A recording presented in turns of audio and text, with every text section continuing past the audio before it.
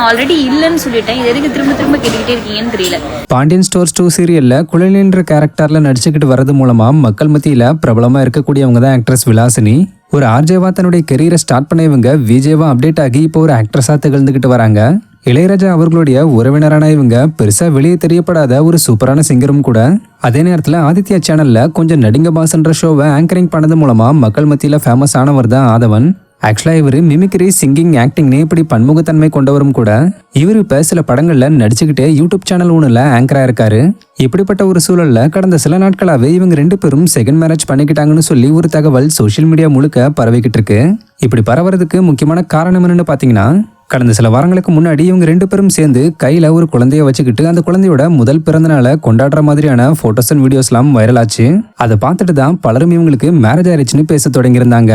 மேலும் சிலர் உங்களுக்கு எப்ப கல்யாணம் ஆச்சு, ஏன் கல்யாணமானதை சொல்லல, இது உங்களுடைய குழந்தையானு கேள்விகளையும் எழுப்பிக்கிட்டு வந்தாங்க.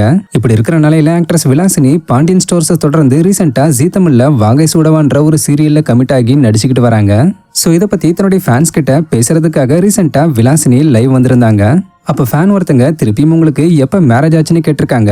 இதுக்கு ஆக்ட்ரஸ் விலாசினி என்ன சொல்லிருக்காங்கன்றத நீங்களே கேளுங்க. இன்னும் வந்து அதை நான் it isn't become legal form. So அதனால வந்து எனக்கு இன்னும் மேரேஜ் ஆகலப்பா. அது எத்தனை தடவை தான்டா சொல்றது உங்களுக்கு. ஆக்சுவலா இவங்க முழுமையா இல்லவே இல்லைன்னு சொல்லல, இன்னும் அதிகாரப்பூர்வமா கல்யாணம் பண்ணலன்ற மாதிரி சொல்லியிருக்காங்க. ஸோ இதை பேஸ் பண்ணியும் சில தகவல்கள் சோசியல் மீடியால வெளிவந்திருக்கு.